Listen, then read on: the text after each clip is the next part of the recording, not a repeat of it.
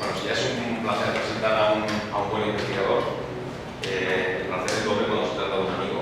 Entonces, en el caso de Sergio Soriano, bueno, Sergio Soriano estudió en la Universidad de Valencia, biológicas, y posteriormente realizó un doctorado en esta universidad, en el departamento de fisiología. Luego ha estado como postdoc, ha hecho investigación postdoctoral en el Instituto de Neurociencias en Alicante, también en el CIPREM, y ahora está como profesor contratado doctor en la Universidad de Alicante. El doctor Sergio Soriano ha publicado en las mejores revistas de endocrinología, en diabetes, diabetología, molecular endocrinology, environmental perspectives, otras áreas. Ha trabajado en neuronas, ha trabajado en célula beta pancreática, y para los estudiantes de máster que estuvimos viendo las células alfa y beta, pues es de las 5 o 6 personas en el mundo que han hecho registros de célula alfa pancreática, lo cual pues me parece que es un hito al respecto, pues, implica mucho trabajo. Además, lo estamos tratando de convencer, y espero que hoy con este refuerzo aún más, para la célula beta pancreática. Así que no solo sea el chino Juan que os expliqué, pero que realice esta. Aparte de las cualidades científicas del doctor Sergio Soriano, me gustaría destacar sus cualidades humanas, lo cual me parece que es muy importante, porque hoy en día que la investigación a veces es un poco dura, pues es importante tener personas como él, que solo verlos, solo ver a personas así, te alegran ya la vida y el día.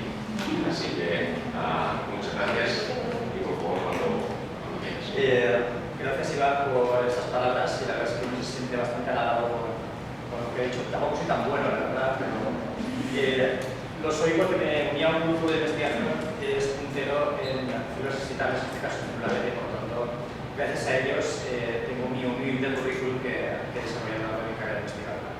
Bueno, cuando Iván me propuso dar un seminario en este edificio, la verdad es que me sentí bastante halagado porque es la vuelta a los inicios de mi carrera investigadora. Realmente yo tengo la sensación de que nunca me he ido de esta universidad, porque aunque trabaje en la Universidad de Cina, siempre estoy por aquí, siempre me vais a ver por aquí, lo cual para mí es un orgullo, ¿no? Y me siento muy bien acogido y muy cómodo. Me propuso este seminario, a la vuelta de lo que iba diciendo, me propuso dar un título, y pensando un poco en este título, se me ocurrió algo que fuera bastante sencillo, que captara la atención de la gente. Visto que más o menos la sala está bastante llena, con lo cual es agradable. Pero realmente lo que yo tenía pensado, para hoy era el título que tenéis aquí. Básicamente, cuando hablamos en un mismo título de la palabra biofísica, canales iónicos y corrientes eléctricas, la gente automáticamente no viene a los seminarios. Por eso os he traído engañados para que intentéis por lo menos aguantar los 45 minutos a la hora, que es lo que trataré en el seminario, y que por lo menos intentéis perder el miedo a la electrofisiología. Intentaré que por lo menos sea una ciencia atractiva. Vais a ver que es una de las pocas técnicas que te permite controlar a voluntad una célula excitable. Una de las pocas técnicas, sino la única. Además, en el momento que vais a intentar, lo vais a ver. Bueno, básicamente, el término nocicepción lo acuñó Charles Sherrington en uno de sus primeros estudios publicados en la revista Decisión de 1903. Él habla de nocere, que es en latín, que significa herir, y él definía el término nocicepción como la afección que tenéis en la presentación. ¿No? Es simplemente la detección de un daño tisular real o potencial. Básicamente, Sherrington definía el dolor como este término. Muy sencillo.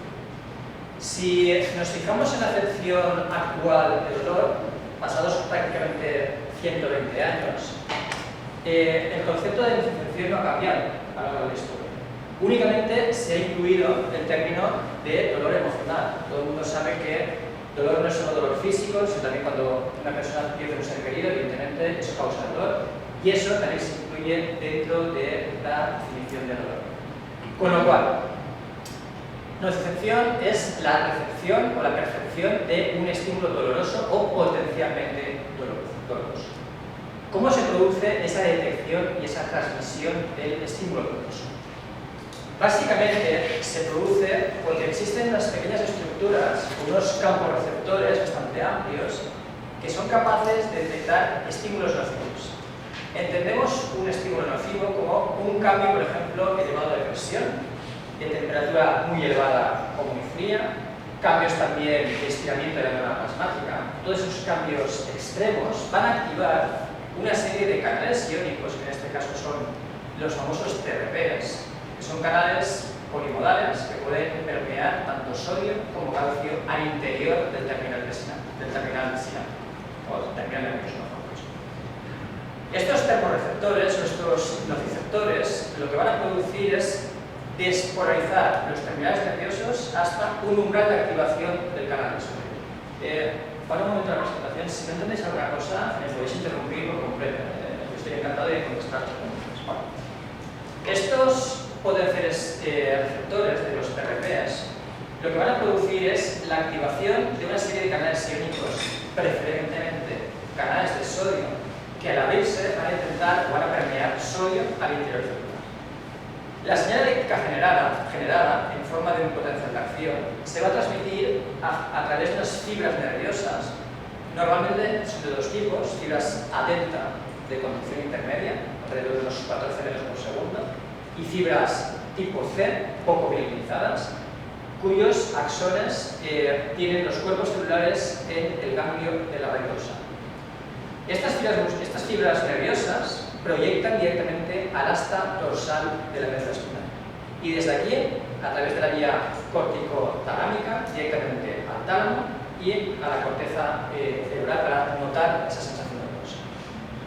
Obviamente, en la transmisión de este impulso nervioso, desde el terminal que detecta el estímulo doloroso hasta la corteza sensorial, intervienen numerosos canales iónicos. Pero hay algunos de ellos que son cruciales para la generación y la transmisión del potencial de acción. Y son los canales de sodio dependientes de voltaje. Estos canales se activan principalmente por despolarizaciones y son los responsables de la generación del potencial de acción y la transmisión. Canales de sodio hay de muchos tipos. De hecho, se conocen hasta 10 canales de sodio diferentes. 9 de ellos son voltaje dependientes y un único canal de sodio es voltaje independiente. Se clasifican en función de sus características cinéticas y electrofisiológicas. No voy a entrar en detalle en todos y cada uno de ellos porque si no, ya aquí nos ampliamos y no es mi intención, pero principalmente hay canales de sodio que son canales de sodio sensibles a TTX. Podéis ver aquí unos registros típicos de los canales de sodio sensibles a TTX. Tienen una activación muy rápida y una cinética de activación bastante rápida también. Canales de sodio sensibles a TTX, por ejemplo, encontramos el canal de sodio 1.7. Fundamental porque estos canales de sodio 1.7 se expresan mayoritariamente en tejido periférico, neuronas periféricas, que son las que realmente nos interesan a lo largo de este estudio que vais a ver. Este canal de sodio 1.7 es un canal que se denomina canal umbral porque participa en la despolarización inicial para llegar al umbral de activación y generar un potencial de acción. Aparte de este canal de sodio 1.7, hay otros canales que son resistentes a la TTX. TTX es una toxina procedente del pez globo que lo que hace es bloquear el canal, además a concentraciones nanomolares, concentraciones muy bajas. Canales de sodio resistentes a la TTX, si os fijáis, las cinéticas de las corrientes son algo diferentes. Para empezar, la cinética de activación es un poco más lenta, pero sobre todo la cinética de inactivación del canal, si lo comparamos con las de las corrientes que son sensibles a TTX, fijaos que estas corrientes son bastante más lentas. Es decir, el canal se inactiva con mucha más lentitud. Y eso hace que el poro del canal esté más tiempo abierto y permee con mayor facilidad el sodio al interior celular. Canales de sodio sensibles resistentes a TTX encontramos principalmente el 1.8 y el 1.9, que se expresan también en neuronas de ganglios periféricos, en dendrites. ¿Dónde están implicados los canales de sodio 1.8 y 1.9 principalmente en un potencial de acción? principalmente en la fase de despolarización del potencial de acción. Aquí es donde intervienen estos canales principalmente sensibles, resistentes a TDX. Cuando registramos un potencial de acción procedente de un receptor, hay una característica bastante curiosa que es la forma del potencial de acción. Todo el mundo ha visto un potencial de acción que tiene una fase muy rápida de despolarización, que la podéis ver aquí fácilmente, y normalmente la repolarización o hiperpolarización es mucho más rápida. Si os fijáis aquí, hay una especie de meseta que es típica únicamente de neuronas nociceptoras. Esa meseta se debe principalmente a que el canal de sodio 1.8 y 1.9, los que son resistentes a TDX, tienen una cinética de recuperación mucho más lenta. De hecho, aquí podéis ver que la corriente es bastante más persistente en el tiempo. Y esas corrientes son las que realmente generan la aparición de esta joroba en la fase de repolarización del potencial. Bien, ¿cómo es la estructura común de los canales de sodio sensibles a voltaje? Común a todos, más o menos. Básicamente, los canales de sodio sensibles a voltaje presentan dos subunidades principales. Una de ellas es la subunidad alfa, formada por 4 dominios. 4 dominios que cada uno de ellos tiene 6 segmentos transmembrana. Típicamente, los segmentos que van del S1 al S4, estos dos segmentos, estos 4 segmentos, son los segmentos que son responsables de la detección de los cambios de voltaje. Es más, el segmento S4, que lo veis por aquí, que es rico en cargas positivas, es rico en cargas positivas porque tiene arginina. Por lo tanto, es el principal sensor de voltaje. Sin embargo, los segmentos S5 y S6 son los segmentos que se llaman formadores del poro. Son los que van a dejar permear principalmente el sodio cuando este canal esté abierto. La otra subunidad que es común a todos los canales de sodio sensibles a voltaje es la subunidad beta. Es una pequeña subunidad que principalmente está implicada en el tráfico del canal a la membrana plasmática. Por lo tanto, la subunidad alfa es la responsable de sensar o notar los cambios de voltaje y a la vez permear el sodio al interior celular, mientras que la subunidad beta es la encargada de expresar el canal a la membrana plasmática. Un canal iónico que es sensible al voltaje, al igual que sucede con estos canales de sodio, puede estar en 3 estados diferentes. O bien canal cerrado, con lo cual no permea sodio al interior celular, que el canal está abierto y que por tanto va a permear sodio al interior y va a generar esa despolarización de potencial de acción, o bien inactivo. Para que el canal vuelva a estar activo, tiene que pasar del estado inactivo al estado cerrado y del cerrado al estado abierto. Es una especie de triángulo, por lo cual el canal tiene que pasar por esos 3 estados necesariamente para poder permear sodio al interior. Bueno, estos canales de sodio presentan mutaciones que pueden hacer que tengan una ganancia de función o bien una pérdida de función. Si observamos la ganancia de función que presentan estos canales, hay un artículo que se publicó en el año 2006 con 3 familias pakistaníes que presentaban una pequeña mutación que facilitaba una ganancia de función del canal. Es decir, tenían una mayor facilidad para permear sodio al interior celular. La consecuencia es que tenían la pérdida de función del canal. La consecuencia es que estas 3 familias eran insensibles al dolor. Yo recomiendo la lectura, sobre todo de la introducción de este artículo, porque es bastante curiosa, porque lo que hicieron fue reclutar a un niño de 10 años que lo vieron en la calle utilizando un cuchillo, metiéndose el cuchillo en la mano, no notaba sensación dolorosa. Y eso era porque presentaba una pequeña mutación del canal que evitaba que el canal fuera activo y que por lo tanto transmitiera la sensación dolorosa. Si os fijáis, la pequeña mutación del canal lo que evita es precisamente la aparición de la corriente de sodio en las células que presentan la mutación. De tal forma que cuando evocamos la corriente por cambios de voltaje, la mutación, los canales que están mutados, obviamente no presentaban esa sensación o esa corriente de entrada. por lo tanto eran insensibles al dolor. Por contra, si nos fijamos en el otro extremo, en la ganancia de función, esto hace que las células excitables, si tienen una ganancia de función del canal del sodio, va a provocar que la membrana sea mucho más excitable y por lo tanto puede provocar que genere un tren de pulsos mayor de potencial de reacción. Y es lo que se observa aquí. Básicamente, cuando tenemos una ganancia de función, lo que sucede es que esa ganancia de función va a provocar que las neuronas sean mucho más excitables y por lo tanto van a generar un tren mayor de potencial de reacción. ¿Por qué? ¿Por qué sucede esto? Básicamente porque se modifican parámetros biofísicos del canal del sodio. ¿Qué parámetros se modifican? Principalmente, si observamos esta gráfica de aquí, en color rojo tenéis las cinéticas de activación del canal. El canal que está mutado presenta un desplazamiento hacia potenciales más hiperpolarizados.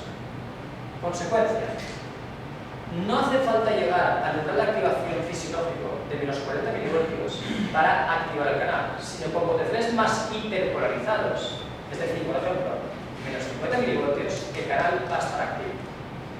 Esa es una de las primeras consecuencias que causan las mutaciones de ganancia de función del canal.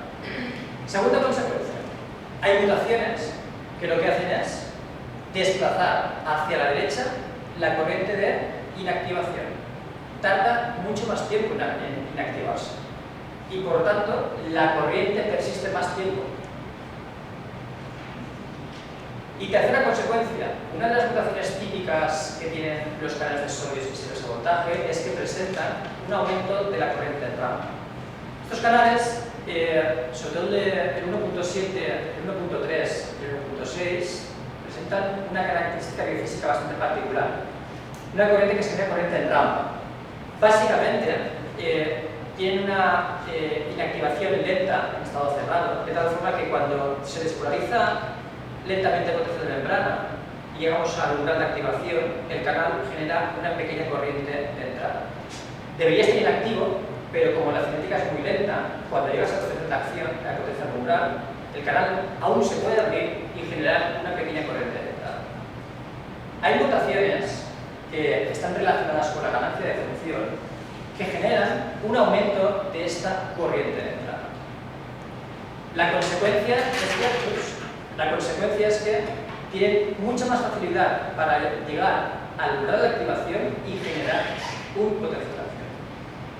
Esas son los tres grandes cambios que suceden en las propiedades biofísicas de aquellas mutaciones que generan una ganancia de función del canal de sodio sensible a voltaje. Principalmente 1.7, 1.3 o 1.6 presentan este tipo de corriente. Bueno, claro, no solo hace falta que haya mutaciones de pérdidas o de ganancias de función para que haya alteraciones en las propiedades biofísicas de los canales de sodio dependientes de voltaje. Por ejemplo, hay estudios que indican que las hembras o las mujeres son mucho más sensibles a estímulos dolorosos que si lo comparamos con hombres.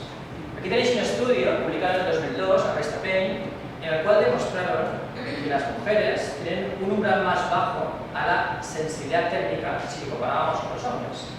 Mujeres que no tienen mutaciones en el canal de sodio. Simplemente puede haber estímulos fisiológicos que hagan o que alteren las propiedades biofísicas de los canales de sodio, que por tanto sean más sensibles a la detección de cambios térmicos. El año pasado, un grupo de este mismo centro publicó una revisión bastante buena, que lo recomiendo que la veáis, e indicaban que la prevalencia de la migraña es del orden de 3 veces superior en mujeres que en hombres. Y que curiosamente hay un pico en el cual esa diferencia es máxima. El pico está alrededor de los 30 años. Y a partir de esos 30 años, la diferencia entre hombres y mujeres de la prevalencia de migraña va a desaparecer. Y prácticamente desaparece a partir de los 42 años, justo cuando las mujeres entran en menopausia. Consecuencia, puede haber interferencias o puede haber modulación de canales iónicos por la carga estrogénica de las mujeres frente a los hombres. Y aquí es donde entran en juego los disruptores endocrinos. ¿Por qué? Vais a ver que los disruptores endocrinos pueden actuar, pueden mimetizar la acción de determinadas hormonas, sobre todo de los estrógenos. En la revisión del último statement del 2012, hay otro más actual, que es del 2015, pero en el 2012 se propuso que la definición de disruptor endocrino es un químico, una mezcla de químicos exógenos que pueden interferir con cualquier aspecto de las hormonas naturales o fisiológicas. Curiosamente, estos disruptores endocrinos pueden mimetizar la acción hormonal de las hormonas naturales y lo hacen de diferentes formas. Por ejemplo, actúan a través de los mismos receptores, no siempre, pero actúan principalmente a través de los mismos receptores que utilizan las hormonas naturales. Esa es la primera característica de un disruptor endocrino. Segunda característica, normalmente son específicos de tejidos. Pueden actuar en diferentes tejidos ejerciendo diferentes alteraciones funcionales. Lo más importante de todo esto es que un disruptor endocrino normalmente tiene las mayores consecuencias a dosis más bajas. Y sobre todo, es típico o específico de cada etapa de desarrollo. Normalmente, la etapa más susceptible a la exposición de estos disruptores endocrinos es la etapa del embarazo o en el desarrollo fetal. De hecho, el grupo de acción anal demostraron evidentemente que estos disruptores endocrinos, la exposición en periodos perinatales, tienen consecuencias a largo plazo. ¿Cómo actúan estos disruptores endocrinos? Lo hacen de tres formas diferentes. Por ejemplo, mimetizan a diferentes hormonas, como por ejemplo las hormonas esteroideas. Pueden realizar acciones muy similares a las acciones que realizan los estrógenos o la testosterona y por lo tanto utilizan los mismos receptores que estas hormonas para ejercer su función disruptora. Segunda forma de funcionar o de funcionamiento. Pueden bloquear directamente o impedir la unión de la hormona a su receptor. En muchos casos, o muchas veces, actúan como antiandrógenos o antiestrógenos, porque lo que hacen es directamente bloquear la acción de la hormona natural y por lo tanto evitan que esta hormona ejerza su función. Y tercera vía de actuación de los disruptores endocrinos. Interfieren o bloquean el catabolismo y la síntesis de la propia hormona. Tres mecanismos de interferencia de estos disruptores que pueden afectar a la fisiología de determinados tejidos, en este caso, como se ve, tejidos neuronales excitados. Uno de estos disruptores endocrinos más utilizados y en los cuales he trabajado más en mi carrera investigadora es el bisphenol A. Seguro que habéis oído hablar de él. Y es un compuesto que se utiliza principalmente para fabricar resinas epoxi o plásticos policarbonatados. ¿Este compuesto dónde lo encontramos? Principalmente pues en botellas de plástico, en contenedores de plástico, en los tickets, papel térmico, es bastante usado, tiene una gran cantidad de bisphenol A, en juguetes de niños, en el recubrimiento de las latas de conserva, en muchos compuestos poseen este tipo de disruptor endocrino. El problema de este disruptor endocrino es que cambios de pH, de temperatura o diferentes parámetros pueden favorecer que el compuesto pase del contenedor al alimento y este alimento sea ingerido por los humanos. O, lo que es peor aún, en el papel térmico. El papel térmico tiene una gran cantidad de bisphenol A y simplemente por contacto directo se puede absorber el componente y pasar al torrente sanguíneo para ejercer su función. Acordaos que es un disruptor endocrino y puede mimetizar la acción de diferentes hormonas. En los últimos años, y gracias a que Ángel y Iván confiaron con los electrofisiólogos que trabajamos con ellos, hemos demostrado por activa y por pasiva que el bisphenol A actúa como disruptor endocrino a través de receptores estrogénicos y además modula canales iónicos en células excitadas, principalmente célula alfa y sobre todo célula beta, modulando por lo tanto la secreción de insulina. Uno de los estudios que más aprecio tengo es uno que publicamos en el 2009, en el cual vimos que la hormona natural, el estradiol, esta es una célula beta pancreática, la hormona natural, utilizando un receptor estrogénico citoplasmático, en este caso el receptor beta, podía modular de forma rápida uno de los canales iónicos principales en la secreción de insulina, que es el canal de potasio dependiente de ATP. No voy a entrar mucho en detalle, pero básicamente lo que observamos es que cuando a estos ratones se les registraba el canal de potasio dependiente de ATP, en condiciones de SERATAX, únicamente se registran los canales de membrana plasmática, podemos ver la aparición de unas pequeñas corrientes de salida de la célula. Es una corriente llevada por el ion potasio hacia el exterior celular. Si observáis el registro que está justo debajo, la aplicación rápida del estradiol, de 8 a 10 minutos básicamente, esa aplicación rápida, provocaba que el canal se cerrara. Si comparamos este registro con este de aquí, vemos que hay mucha menor cantidad de corriente de salida de potasio. La consecuencia es que el potasio queda retenido dentro de la célula plasmática y eso facilita que la célula se despolarice y libere una mayor cantidad de oxígeno. Bien, esto en cuanto a la hormona natural, el estradiol, pero ¿qué pasa con el EPA? Fijaos. Años más tarde, en el 2012, publicamos estos registros de aquí. Si os fijáis y comparáis la acción del BPA a concentraciones muy bajas, que es una de las características de los diluentes endocrinos, concentraciones muy bajas, es capaz de mimetizar prácticamente lo mismo que lo que realiza la hormona natural.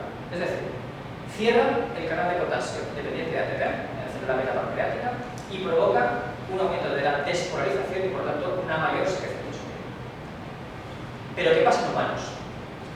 Este registro que tenéis aquí abajo es un registro, el SERATAX, de unos pocos canales iónicos de membrana plasmática en presencia de bisfenol A durante pocos minutos.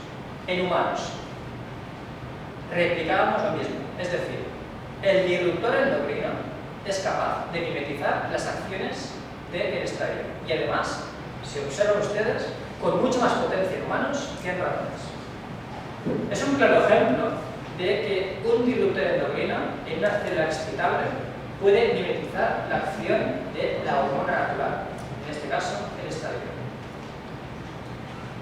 Obviamente existen muchos más mecanismos por los cuales estos disruptores endocrinos pueden actuar, pero básicamente pueden también hacer o provocar ya una transcripción génica, en este caso de la insulina, y provocar un aumento de la transcripción de la insulina a través de otros tipos de receptores estrógenos. En este caso, el receptor estrógenos.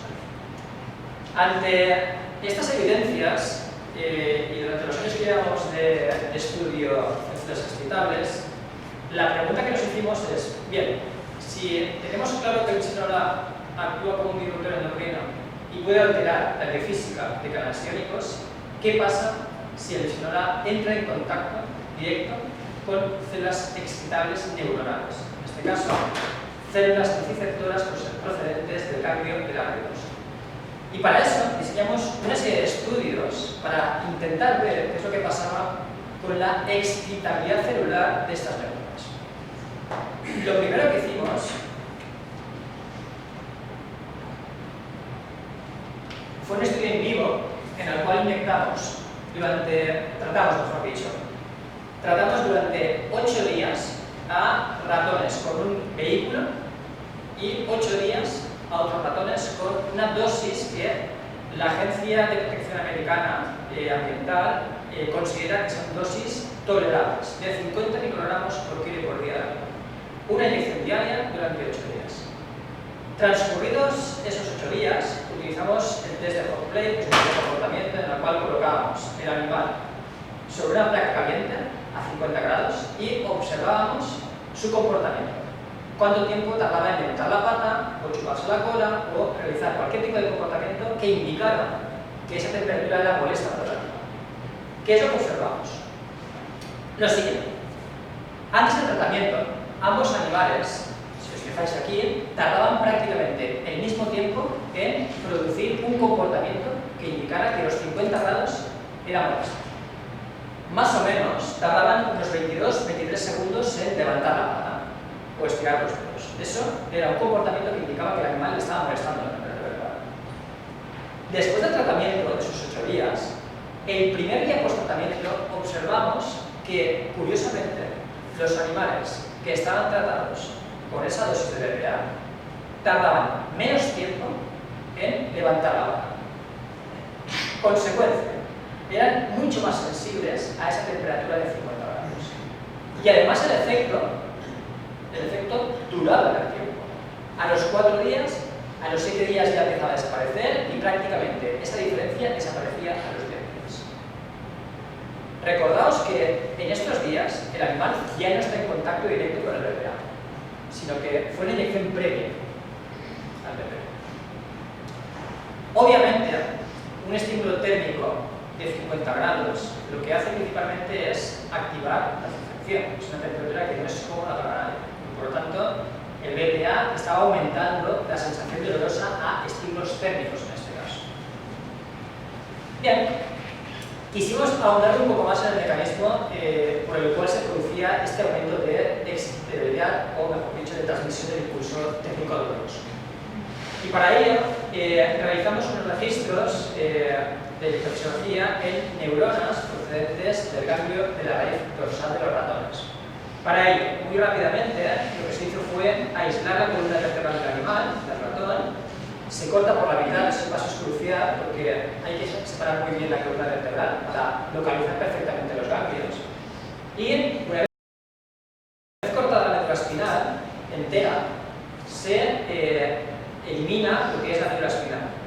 Y aquí no se ve muy bien, pero básicamente cuando se elimina la médula espinal, debajo aparecen los pequeños ganglios. En los ratones hay 30 por cada parte de la columna, se pueden extraer hasta 60 ganglios de la raíz dorsal.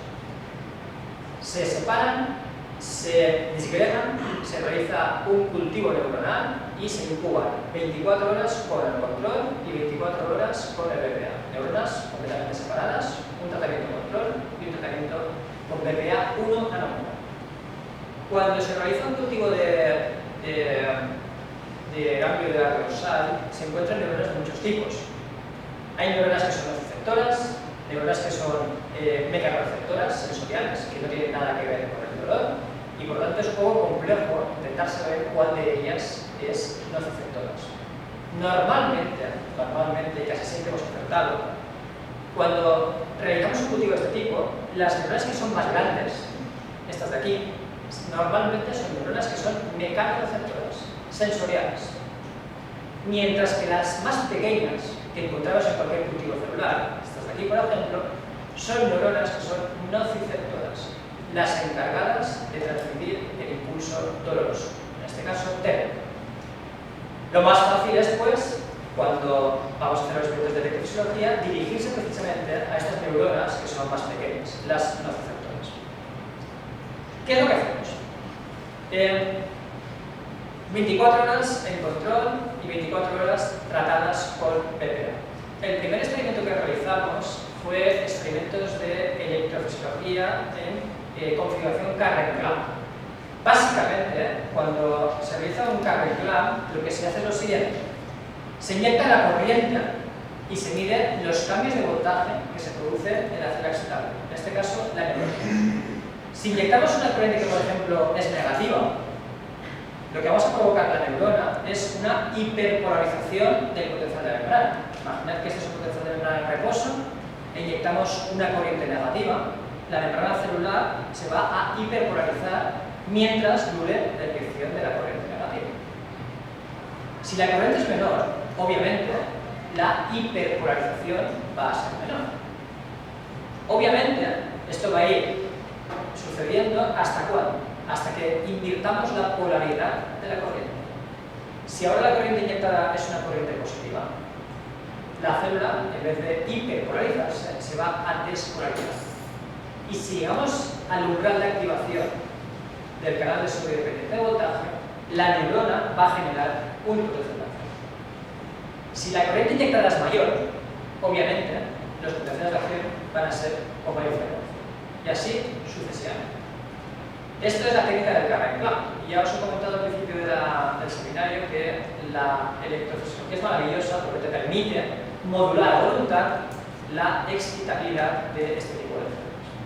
Bueno, ¿qué es lo que encontramos? La primera diferencia que encontramos comparando las células tratadas con control frente a las células tratadas con BPA 24 horas a una regular fue algo bastante curioso. Fue esto de aquí.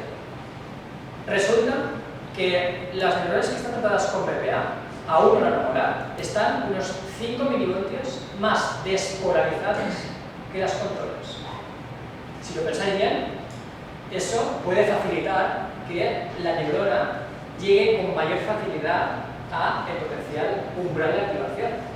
Y eso me puede explicar que sean más excitables las neuronas que están tratadas con BPA frente a las que están tratadas con NT1. Este dato que tenéis aquí, de los 5 milivoltios, es muy curioso porque buscando en la literatura coincide justo con la despolarización que se observa en aquellas mutaciones de ganancia de función. Coincide perfectamente, 5 milivoltios. Y eso puede explicar el aumento de excitabilidad. Los siguientes dos parámetros biofísicos que medimos fue la capacitancia y la resistencia de entrada de la célula. Claro, la capacitancia celular es un parámetro biofísico que te da un poco la idea del tamaño de la célula. Cuanto mayor es un capacitador, cuanto mayor es la capacitancia de esa célula, implica que hay una mayor cantidad de membrana plasmática, por lo tanto el diámetro es mayor. Y la resistencia de entrada es un parámetro biofísico que está muy relacionado con la capacitancia de la membrana. La resistencia de la célula, resistencia de entrada, tiene que ver con la cantidad de canales iónicos que hay presentes en la membrana plasmática. Una célula que sea más grande presentará a priori una mayor cantidad de canales iónicos y, por lo tanto, una mayor facilidad para conducir corrientes eléctricas a través de su membrana plasmática. Y, como consecuencia, su resistencia de entrada disminuye. Mayor tamaño, menor resistencia de entrada. Claro, normalmente cuando realizamos experimentos, uno espera encontrar siempre diferencias en todo. Pero para un electrofisiólogo, que no haya diferencias de tamaño y que no haya diferencias de la resistencia de entrada es crucial. Crucial, sobre todo, para medir corrientes eléctricas y crucial, sobre todo, para los efectos de electrofisiología. Un ejemplo numérico que ilustra esta diferencia que no tiene que ser tal es la aplicación de la BPA. Imaginad que tenemos dos neuronas. Una de ellas es el doble de grande que la otra. Y por lo tanto, como es el doble de grande, la resistencia de la membrana será la mitad que la otra. Como tiene mayor membrana plasmática, tiene una mayor presencia de canales iónicos y su resistencia será menor. Y las dos pueden estar en el mismo potencial de membrana de reposo, menos 60 milivoltios.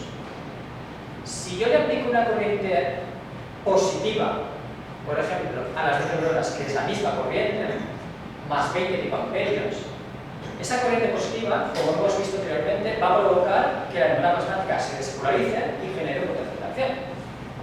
Pero frente a la misma corriente de entrada, corriente inyectada, ¿cuál de las dos neuronas llegará antes a lograr la activación de la corriente de potencial? Muy fácil de calcular. Si aplicamos la ley de Ohm, simplemente la corriente inyectada multiplicada por la resistencia de cada una de las células evoca un salto de voltaje de aproximadamente 20 milivoltios en la neurona más pequeña frente a los 10 milivoltios de la neurona más grande. Consecuencia: si el umbral de activación del canal de sodio está en menos 40 milivoltios y la neurona más pequeña está en menos 60 más 20 llega a menos 40. Genera un potencial de acción. Sin embargo, la neurona más grande, que está en el mismo potencial de membrana de reposo, generas un salto de voltaje de 10 milivoltios que se queda en los 50 milivoltios y no llega a generar el potencial de acción. Por eso es crucial que los tamaños sean iguales, porque así podemos asegurar que los efectos que estamos observando no es como consecuencia del tamaño celular, sino como consecuencia del tratamiento con el disco. Eso es crucial para el desarrollo del experimento. Perfecto. ¿Qué es lo que pasará con estas membranas en experimentos de Carrington? Hemos visto que el potencial de membrana estaba despolarizado, pero resulta que es necesario inyectar menos corriente positiva en las neuronas que están tratadas con BPA para generar el primer potencial de acción. Prácticamente la mitad de la corriente. Con menos corriente positiva, las neuronas ya son capaces de generar el primer potencial de acción. Y además, si os fijáis, con corrientes muy grandes, de más 80 o más 100 picoamperios de corriente positiva inyectada, La consecuencia es que las neuronas tratadas con BPA descargan a una mayor frecuencia de potenciales de acción si lo comparamos con las neuronas que están tratadas con el control. Son mucho más excitables. Menos corriente para excitarlas y además cuando se excitan generan una mayor cantidad de potenciales de acción. Perfecto, cambiamos experimentos. Aquí lo que se mide directamente es la corriente que se genera a través de todos los canales de sodio presentes en la membrana plasmática. Es un experimento de voltaje claro, directamente. Se cambia el voltaje y se mide la corriente que se genera. Aquí tenemos un pequeño problema, porque claro, estas DRG no sé cuánto te llevo. Muy bien, ¿no? Me queda mucho, hablo por los cosas. Una neurona presenta múltiples canales de sodio y aquí se nos planteaba un pequeño problema. Si la corriente que nos interesa registrar principalmente es la corriente que está llevada a cabo a través de los canales de sodio 1.7, que es una de las corrientes mayoritarias presentes en neuronas periféricas, ¿cómo vamos a aislar esa corriente? Porque si despolarizamos la célula, registraremos corrientes de sodio 1.8, corrientes de sodio 1.9 o 1.3, pero nos interesa la 1.7. Forma de aislar. Hay dos formas. O bien utilizando la TTX, la toxina, pero los electrofisiólogos tenemos fama de patosos y no queremos morir utilizando TTX, con lo cual diseñamos otro tipo de protocolos. Hay un protocolo bastante sencillo de utilizar que lo que hace es, utilizando las características cinéticas de cada canal iónico, inactivarlos. Los inactivas y únicamente te quedas con la corriente que te interesa. Forma de hacerlo. Por ejemplo, si queremos registrar las corrientes totales, las que se llevan a cabo a través principalmente del 1.7 y 1.8, la forma de hacerlo es muy fácil. Directamente. Se fija la célula a menos 80 milivoltios. En ese potencial, los canales de sodio 1.9 están inactivos y por lo tanto no generan ningún tipo de corriente. El 1.7, que está en estado inactivo, o mejor dicho, en estado inactivo, hay que pasarlo a estado cerrado y después provocar que se abra. Para hacer eso, se hiperpolariza la célula a menos 120 milivoltios, se inactiva el canal 1.7 y después se evoca, mediante saltos de voltaje, la corriente tanto del 1.8 como del 1.9, del 1.8 y del 1.7. Con lo cual, registramos las corrientes totales que eran provocadas por los canales 1.7 y 1.8. Para aislar el 1.7, lo que diseñamos fue un protocolo algo diferente. Registramos únicamente la corriente del 1.8. Forma de hacerlo. De nuevo, se fija el potencial en menos 80 milivoltios, se inactiva el 1.9, porque está inactivo, y se despolariza la membrana celular a menos 50 milivoltios. Curiosamente, en menos 50 milivoltios, el 1.7 se inactiva. Y únicamente se queda la corriente que se genera por el 1.8. Consecuencia, con ambos protocolos teníamos el registro de las corrientes totales, el registro de las corrientes del 1.8 y simplemente haciendo la sustracción de ambas corrientes aislábamos la corriente del 1.8. De hecho, aquí se ve muy bien las diferentes cinéticas de activación y inactivación. Fijaos, 1.8, una activación más lenta que esta de aquí y una inactivación mucho más lenta que el 1.7. Resistentes a TTX, sensibles a TTX. Perfecto. Diseñamos un protocolo genial, sin utilizar fármacos, para aislar las corrientes eléctricas. ¿Qué es lo que ha pasado con estas corrientes? De nuevo, incubar 24 horas las neuronas con PPA no provocaba cambios, ningún cambio, ni en la cinética de activación, ni en la cinética de inactivación, ni tampoco en la densidad de la corriente.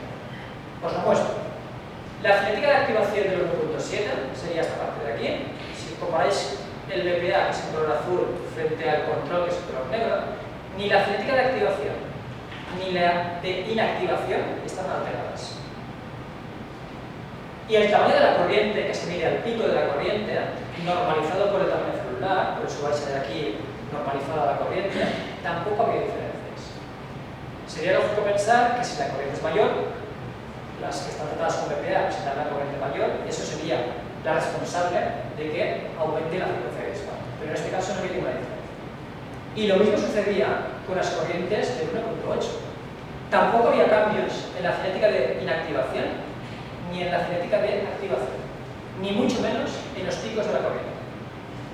Con lo cual, aquí, al no haber cambios, estas cinéticas de activación e inactivación no eran las responsables del aumento de excitabilidad cerebral. Lo siguiente que hicimos fue ver si había cambios de expresión del canal iónico. Al principio de mi charla he comentado que los estrógenos y los receptores endócrinos pueden modular la expresión de genes, por ejemplo, el receptor de insulina. Vamos a ver qué pasa si el BPA está modulando o no la expresión de estos canales iónicos. Y lo que observamos es que tampoco hay cambios de expresión de canales iónicos, ni del 1.7, ni del 1.8, ni del 1.9, y tampoco del TRPV1, que es el que se activa principalmente a partir de temperaturas superiores a 50 grados. Tampoco hay cambios de expresión. Bien, una de las características típicas del canal de sodio 1.7 y también del 1.3 es que presentan una recuperación lenta de la inactivación. Me explico, eso es reprime cristiano. Cuando tú evocas una corriente iónica, tiene que pasar cierto tiempo para volver a provocar la activación de esa corriente, porque el canal está inactivo. La consecuencia es que si tú activas la corriente con un pulso despolarizante y automáticamente repites el protocolo, no se genera la corriente, porque el canal sigue inactivo. Pero si tú separas los pulsos de activación cada vez más en el tiempo, el canal es capaz de volver a recuperar su actividad y cuando vuelves a aplicar un pulso muy separado en el tiempo, el canal vuelve a generar esa corriente. Eso es lo que se llama el repriming. Bueno, vimos qué es lo que pasaba con las neuronas tratadas con control frente a las neuronas que estaban tratadas con BPA. Y resulta que tampoco había cambios en la cinética de inactivación o la recuperación de la inactivación. Esta tampoco era responsable de que las neuronas aumentaran su excitabilidad. Ya desesperados, porque no sabíamos cuál era la consecuencia por la cual estas células eran más excitables cuando estaban presentes con BPA frente a los controles, se nos ocurrió mirar la tercera característica fundamental de estos canales iónicos, que es la corriente rampa, la que he nombrado al principio, esa corriente rampa. Y lo que pasaba era lo siguiente. Resulta que las neuronas están tratadas con BPA 24 horas. El canal iónico, cuando se despolariza lentamente y llega al punto de activación, en teoría debería estar inactivo, pero como su inactivación es lenta, es capaz aún de generar una pequeña corriente electrónica. Y resulta que las neuronas tratadas con BPA presentaban prácticamente el doble de la corriente electrónica. Eso significa que son mucho más excitables, porque facilita la llegada al umbral de activación de la corriente, la llegada al umbral de activación de la corriente de sodio para generar un potencial. Esta era una de las consecuencias fundamentales por las cuales las neuronas receptoras son más excitables. Lo curioso de todo es que el BPA, al ser un disruptor endocrino y actuar de forma similar a los hormonas naturales, quisimos comprobar. Y efectivamente, vimos que el estradiol era capaz de evocar el mismo aumento de la corriente acuática. El mismo, prácticamente idéntico. Con menos células, evidentemente, pero el mismo.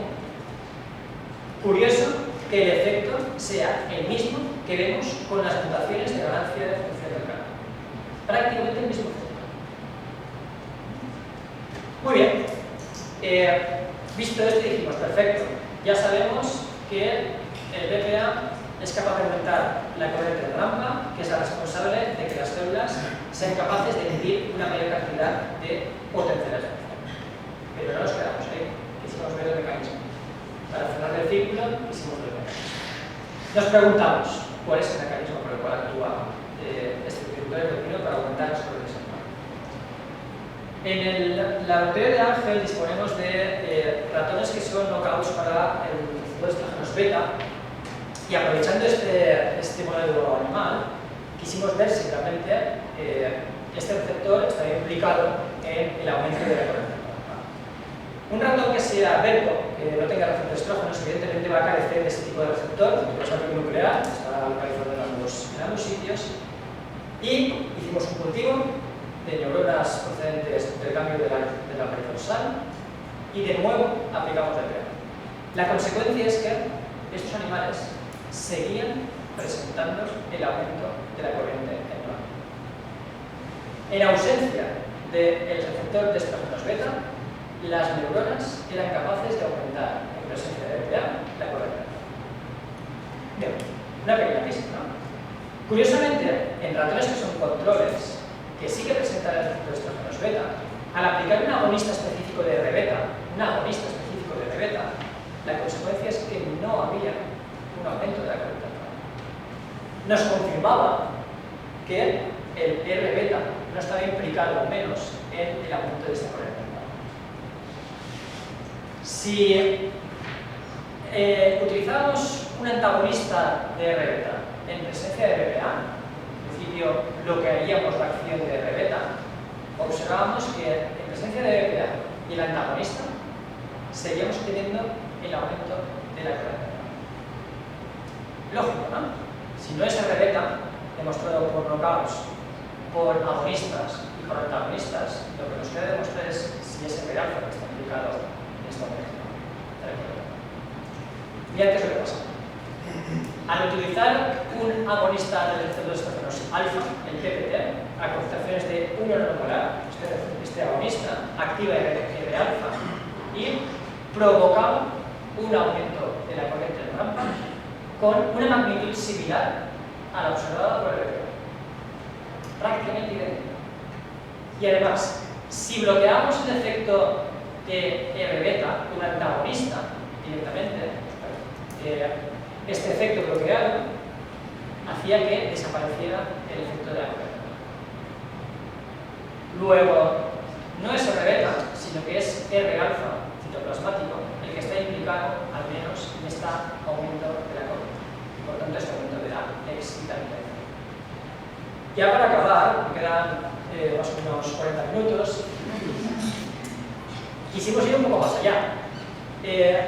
Ángel ha descrito en sus artículos, sus trabajos y también está descrito en otras publicaciones que los receptores estrogénicos citoplasmáticos pueden modular vías de señalización a través de MAP quinasas, o bien a través de la P3 quinasa o también a través de la ERK1-2 o MAP quinasas. Quisimos ir un poco más allá y ver si estas dos enzimas están implicadas en los cambios biofísicos que observamos en los canales de sólido dependientes del lenguaje. Y lo que hicimos fueron experimentos bastante sencillos de realizar. Lo primero que hicimos fue bloquear directamente la P3 quinasa con warfarina. Warfarina es un inhibidor, un antagonista de amplio espectro de la P3 quinasa. Y lo que observamos fue lo siguiente, que la presencia de BPA con warfarina, que tenéis aquí, la presencia de BPA con warfarina inhibía ese aumento de la corriente neuronal. Sin embargo, cuando enviamos la ERK1-2, la MAP quinasa, con su antagonista específico en presencia de BPA, seguíamos teniendo ese aumento de la corriente neuronal. La conclusión es que la quinasa aparentemente implicada en este aumento de la funcionalidad del canal es la P3 quinasa. R-alfa, P3 quinasa, modifica las propiedades biofísicas del canal de sodio 1.7 principalmente. No estamos seguros que sea ese, pero principalmente es el 1.7. Bueno, dato muy curioso que obviamente si bloqueamos la P3 quinasa y realizamos experimentos de Karen-Clamp, provocamos que esas neuronas evoquen potenciales de acción. En presencia de warfarina, si observáis, aumenta algo la generación de potenciales de acción, pero a la hora de cuantificarlo resulta que no hay diferencias estadísticamente significativas en las neuronas que están incubadas con warfarina. Si comparamos los datos anteriores con los actuales en presencia de warfarina, primera diferencia. Resulta que aquella pequeña despolarización que habíamos al principio desaparece. Ambas neuronas, en warfarina y BPA, vuelven a el potencial neuronal en reposo inicial. Pero es que la generación de potencias de acción, la frecuencia de disparo de sus potencias de acción, desaparece. Las que estaban tratadas con BPA aumentaban esa frecuencia, pero sin embargo, las que están en presencia de warfarina y BPA desaparecen. Luego corroboramos que la IP-3-quinasa está implicada en el aumento de la excitabilidad directa. Bueno, todo lo que os acabo de explicar prácticamente en una hora, lo podéis resumir en esta diapositiva de aquí. Simplemente os muestro de forma muy resumida el mecanismo por el cual el BPA puede estar modulando las propiedades biofísicas de los canales de sodio que tenéis de boca, directamente.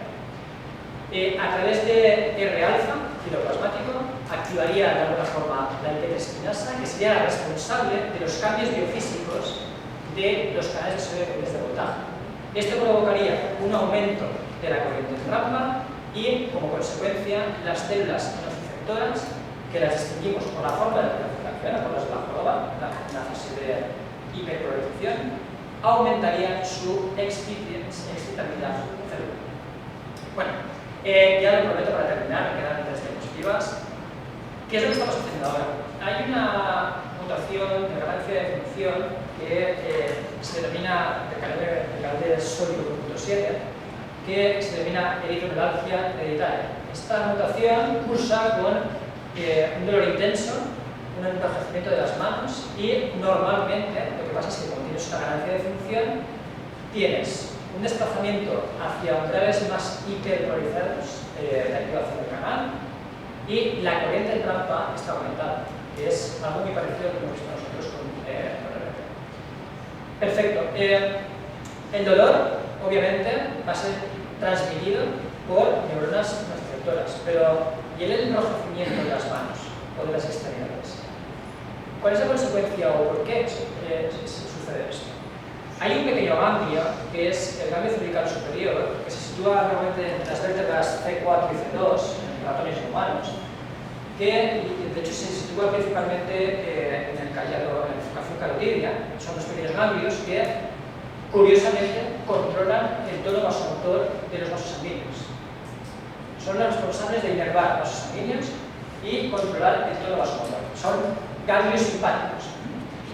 Lo que estamos haciendo ahora en el laboratorio es ir un poco más allá, explicar el por qué existen este tipo de fenotipos. ¿No? Hemos incubado neuronas 24 horas procedentes de un cultivo de cervical superior, control, vehículo y 1 nanomolar de bebé. Y lo que nos hemos encontrado es lo siguiente. Primero, fundamental, que no haya diferencias de tamaño, obvio, porque si no el efecto sería por diferencia de tamaño y no por el tratamiento. Pero lo curioso del caso es, de nuevo, las neuronas procedentes del cervical superior, otra vez, en presencia de BPA, siguen despolarizadas y alrededor de los 5 submilímetros. Pero lo más llamativo es esto de aquí. Neuronas control del cervical superior en presencia de BPA disminuyen la frecuencia de disparo. No las aumentan, sino que las disminuyen el cervical superior. Si hago un pequeño resumen, tenéis este efecto. Resulta que en el cervical superior, las neuronas que están presentes con BPA o en presencia de BPA tienen una hipoexcitabilidad, con lo cual estaría en correlación con una vasodilatación y un enrojecimiento de las manos, en el caso de la mutación de la eritromelalgia. Pero es que en neuronas de las ganglios de la rosal, las receptoras, tenemos todo lo contrario, una hiperexcitabilidad.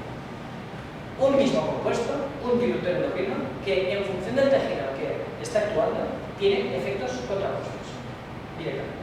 Estos son resultados preliminares, pero que nos muestran que los efectos de este compuesto son muy parecidos a los efectos que provoca una mutación de ganancia de función del canal de sodio 1.7. Bueno, ahora ya sí, para